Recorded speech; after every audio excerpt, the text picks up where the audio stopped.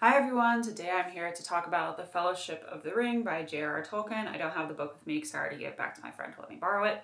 But I'm going to start off by talking about how The Fellowship of the Ring is very different than The Hobbit, because I did mention that in my Hobbit book review.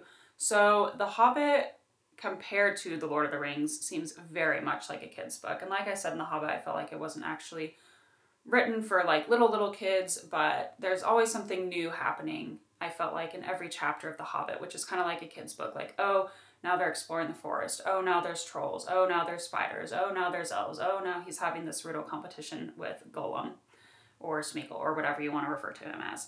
But The Fellowship of the Ring was definitely longer in the build up to things happening. So it's very slow at the beginning. There's not like something amazingly new or fantastical happening in every chapter. There's a lot of walking to different places. There's, like I said, kind of just like a lot of build up to the ending.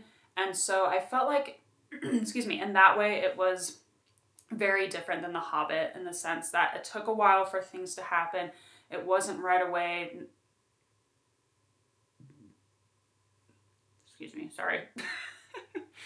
Oh my gosh, sorry guys. I've been having like some health issues the last couple of weeks and I just have like full of gas. I'm just gonna be honest, like I'm full of gas right now. So anyway, excuse me and sorry, but I still really enjoyed The Fellowship of the Ring.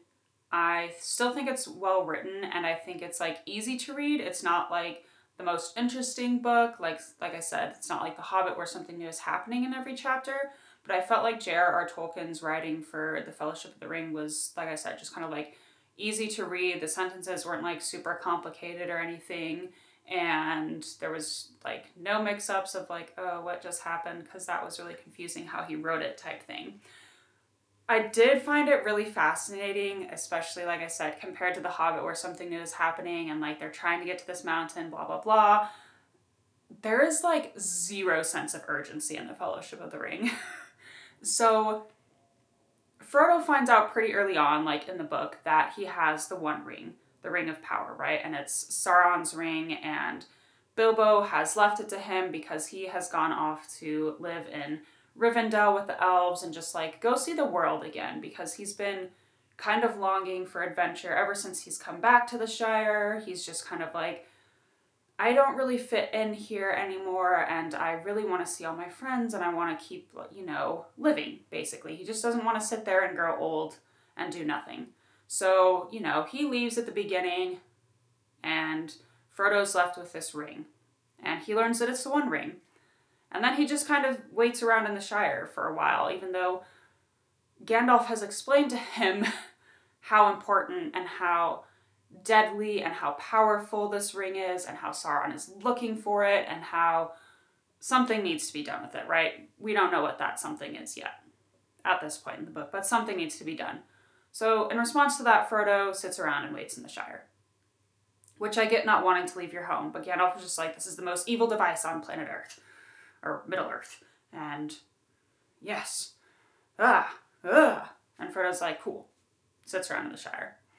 So eventually they get to Rivendell, right? Where the elves live. And sorry, there's going to be spoilers in these Lord of the Rings reviews. And they have the Council of Elrond and they're like, yep, this ring's really dangerous and really And in response to that, they sit around in Rivendell for 2 months. Which part of me is like, okay, they're planning, they're currently seeing if the Nazgul are still out there, like looking for them. But I'm like, really, for 2 months? Like, we just talked about how dangerous this ring is and how Sauron is looking for it at this moment. And they're like, yeah, we're going to wait 2 months before we leave. And then they eventually get to Lothlorien, which is where like Galadriel lives and the Wood Elves and everything. And they're just there for like a month also. It doesn't feel like a month to them. You know, they're like amongst the elves and it's yay and fine and they're eating good food and the elves are singing songs and blah blah blah.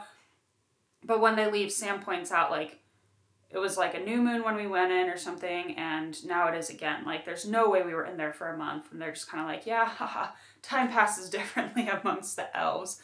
And once again I'm like, dude, you have the Ring of Power, like the one thing that Sauron is currently actively looking for, and they're always just like, well, if we stay here for a while, what could possibly happen? And I'm like, I don't know, Sauron could get more power and send orcs after you or something. Like, come on. So that was kind of funny. Sorry, I actually have notes on my phone about this because I didn't want to forget anything. That in the Fellowship of the Ring, like, zero sense of urgency, even though they have, like, the most evil thing on freaking planet Earth. Like, it was just interesting. And, man, I have a thing about the elves in Lord of the Rings. I think they're kind of just, like, lazy, superiority complex losers because they're just, like, sitting around writing songs. Like, once again, the elves know that the One Ring exists, and they know that it wasn't destroyed when Sauron got his hand chopped off by Isildur, because some of them were there when that happened, and they saw, like Elrond, that the ring was not destroyed. So then Isildur dies, right? Okay. 3,000, let me emphasize that, 3,000 years pass, during which time the elves seem to have done nothing to try and find the One Ring, right? Like, I get that it's a plot device so that we can actually have the Lord of the Rings trilogy, right? But I'm also like, dude, like, the elves did not try. Like, they do nothing to help Middle-earth, I feel like.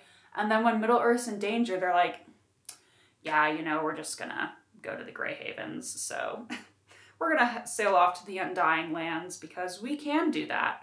And Middle-earth, even though we've lived here and it's been our home, like, who cares? So that was not, like, helped at all by reading the Fellowship of the Ring, because once again, they're all just, like, singing and dancing and writing songs and being merry. Meanwhile, their land is dying and Sauron's coming back and the One Ring's right there, and they're like, oh yeah, that thing. Yeah, we just kind of, like, forgot about its existence for 3,000 years. And I'm like, oh my gosh, did not make me think any higher of the elves. So that was entertaining to me. And then it's really interesting. I get that Frodo is tempted by the ring. That's the whole thing is, you know, it's trying to get you to put it on and use it so it can corrupt you, and also so that Sauron can, like, see you and feel you better when it's on and blah, blah, blah. But there's this part at the end of the book, and it's when Boromir is trying to get Frodo to give him the ring, you know, and he's kind of having, like, this moment of madness.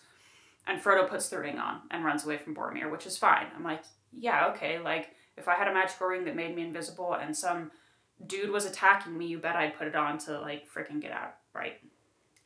But then he keeps it on after he's already run away, and he has this big, huge internal battle, basically, where he can see the eye of Sauron watching him, and he feels it, and he feels horrible, and he's like, take the ring off, but part of him's like, no, it's fine, you know, keep it on, like, just be found, like, it's fine, you can give it to Sauron. And, you know, so he's having this big internal struggle, keep it on, take it off type thing, and then he takes it off. And literally a paragraph later, he's like, you know what I'm gonna do? I'm gonna put this ring back on to be invisible so I can go steal a boat. And I was like, Frodo, we just went through this. And I get that he is trying to be invisible to steal a boat so no one sees him and won't follow him into Mordor. And I feel like that was very noble of Frodo. I really like that he understands that the ring is tempting people, and if he stays with this group of people, like, it's just going to cause issues, and the ring is going to keep, like, coming up and tempting them and, like, driving wedges in between them. And so it's very, very noble of Frodo to go off and be like, I'm going to take the ring. I have to do this, you know, by myself because I don't want anyone else to get hurt. But he just puts the ring back on, like, a paragraph, and I'm not even joking. It was like half a page over, like, big internal struggle here, half a page over, Frodo already putting the ring back on to be invisible, and I was like, no, Frodo. And at this point, I felt like the ring isn't tempting him. It's not weighing on him at this point. He's just, like, being dumb. He's being dumb, and he's being really noble at the same time, and I was just like, take the ring off, Frodo, we just went through this. So that was kind of funny to me to be like, Frodo, you're being awesome and stupid at the exact same moment. Yes, and then there were just like some random interesting things that I took notes on while I was reading, such as Aragorn says that Weathertop, which is where Frodo is stabbed by the Nazgul, if you've like seen the movie or read the book, just don't remember, is halfway between Bree, which is where the Inn of the Prancing Pony is, and Rivendell, which is where they're originally trying to get with the ring. So it takes them 6 days because J.R.R. Tolkien likes to describe how long it takes people to walk places, which is sometimes really helpful to be like, oh, this land actually is expansive because even on the map it looks small. But at other times it's like, yeah, you can just say that 6 days passed and they walked. Like, we don't need to read about every single day they walk. So that was kind of interesting. But anyway, it takes them 6 days to get to Weathertop. And remember, Aragorn was like, this is halfway to Rivendell. So it should only take them 6 more days to get to Rivendell. But for some reason it takes them 15. Or at least that's his estimate, that it would take 15. And I was like, does he not remember like a few pages back where he was like halfway to Rivendell? And I get that they're trying to go off the road so the Nazgul won't find them, but I'm like, how far off the road are they going to suddenly make 6 days turn into 15 days? And there were just like random little things like that where I was wondering if like J.R.R. Tolkien's editor didn't catch that or like didn't care.